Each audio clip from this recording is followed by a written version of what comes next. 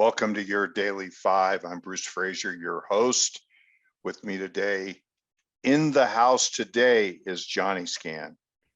John, welcome. Great to be here. Hey, good news. Johni Scan is going to become a regular contributor to your Daily 5. So we're going to get regular lessons on how to do scanning from Johni Scan, specifically with an orientation towards the Wyckoff method. So that is just the best kind of news there is. So today we're going to do the Wyckoff Scan 5 with Johni Scan. John is from the Wyckoff Analytics team, wyckoffanalytics.com. Lots of great free content there and more on scanning from Johni Scan. So with that, let's get started. What do we have today, John?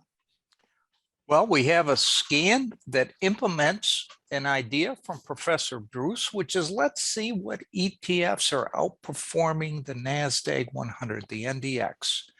And Professor, can you give us a quick overview of what your thinking on this issue is? Thinking about the ETFs as a alternative substitute for the industry groups can actually trade the ETFs, which is very good. And then also, we want to, as we do with the industry groups, look for relative outperformance. And we want to do it in a specific time frame. And the time frame that we think that the institutions are operating in, where we can see their footprints, is in quarters of a year. And so with that, I tasked Johni Scan with trying to identify a scan that would do that as an introductory scan for our session today. How's that?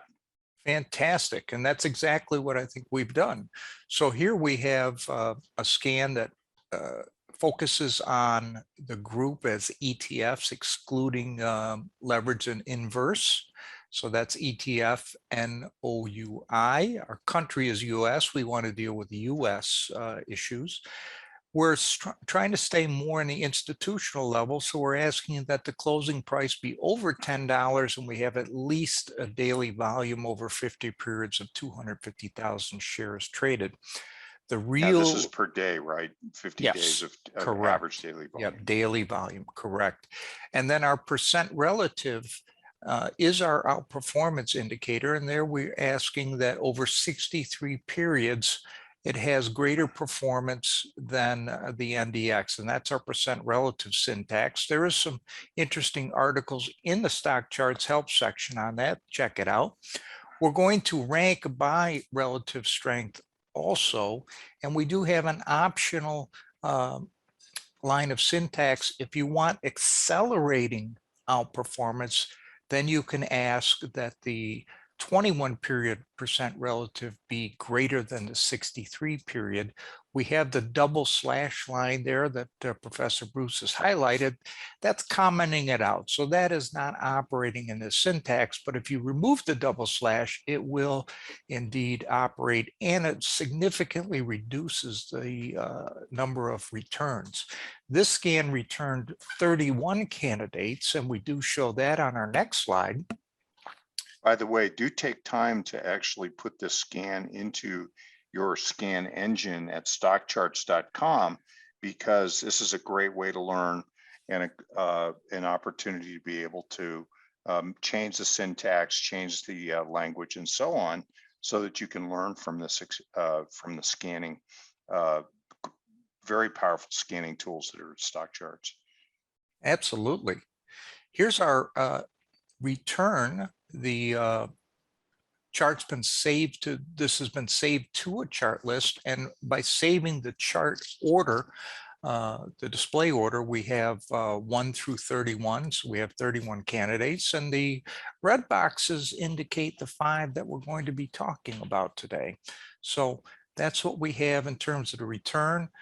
The sort order is displayed only on the results window, and then when you save it and ask that it be numbered in the sort order, this is what you'll receive. This has a very, very powerful but underappreciated feature. And then here are the candle glances of these individual ETFs. And what are we seeing here?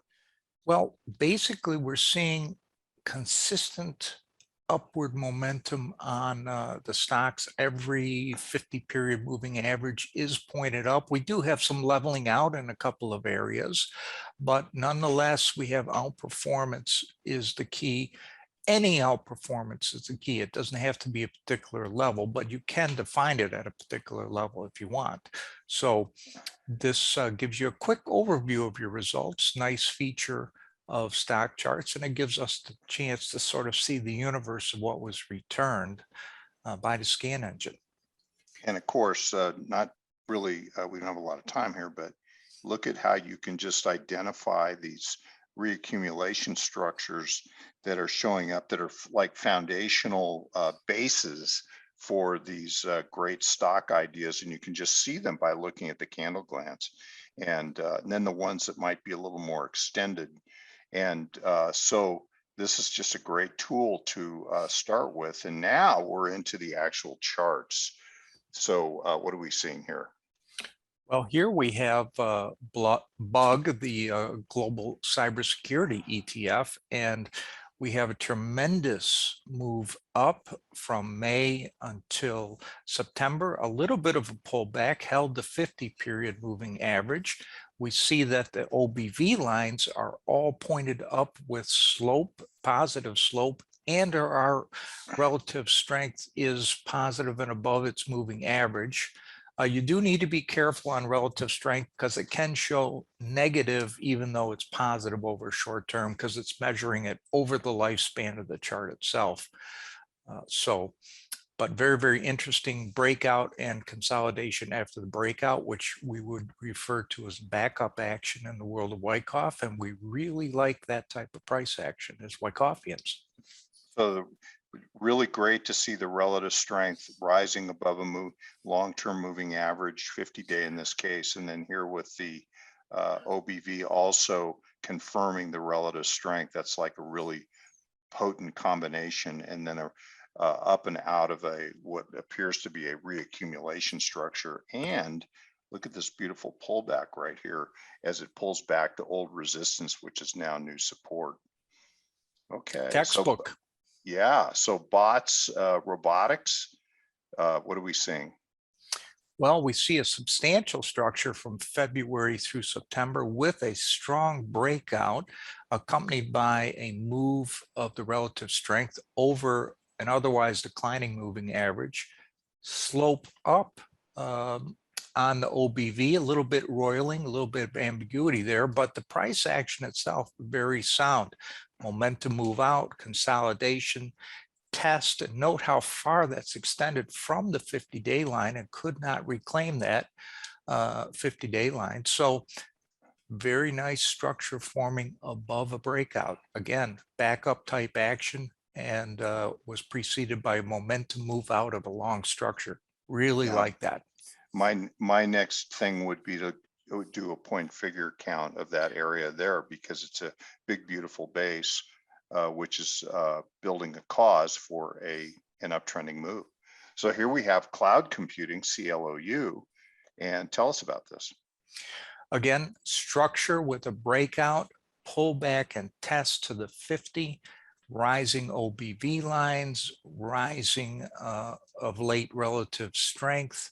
So again, one of the keys in the scanning world is to determine what you're asking for, and then did I in fact get it? Whether or not you like what you got, different issue. But here we see that we are experiencing outperformance relative to the NDX, and we have structures that in the world of Wyckoff fit the criteria that we're looking for.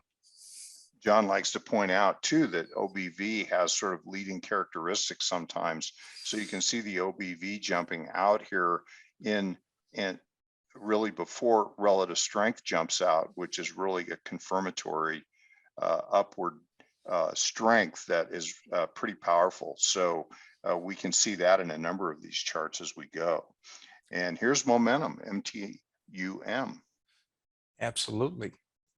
Has a very interesting divergence between OBV, SMA 50 and 200, and then has been historically declining relative strength moving average, but of late has pulled up to and above that moving average. So somewhat of a divergence here, but nonetheless, structurally speaking, we have a breakout from a structure, a series of increasing higher lows throughout the structure, March to September, and we have more of a horizontal structure created in the last 30 days or so, and that is right at the area of prior resistance, just above it in some cases and dipping below, but nonetheless, very, very positive price action. And we're due for more information around the 182, 183 area because that's new resistance.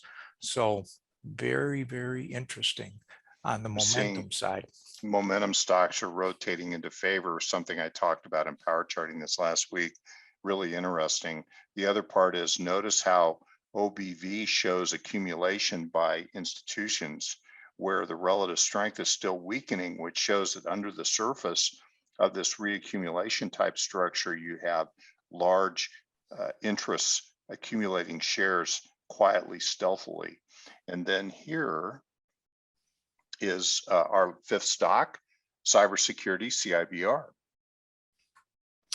Very interesting issue. Now, this one was down toward the end of the list, and often I use a technique of scanning for strength and sorting for weakness, because the idea, I have these forces in opposition of background strengths with temporary weakness.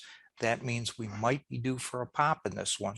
We see we tested the 50 successfully in August, and we look like we have another successful test in September. So we have an upsloping structure with a breakout, and we pulled back to the area of prior overhead resistance. So really, this is right out of Edwards and McGee.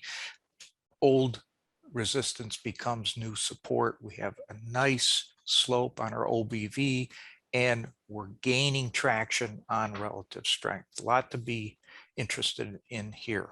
Big relative strength base here.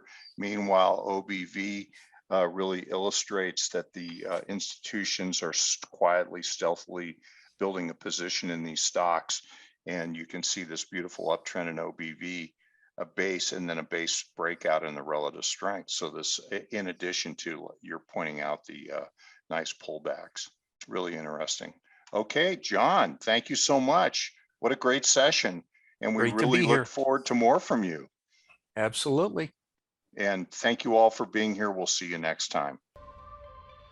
Hey, Grayson Rose here with StockCharts. Thank you so much for watching. I hope you enjoyed that video. If you did, consider giving it a like down below, maybe leave us a comment, and if you're new to the channel, you can subscribe at the link up above. We're gonna bring you daily content from an incredible collection of technical analysts and financial experts.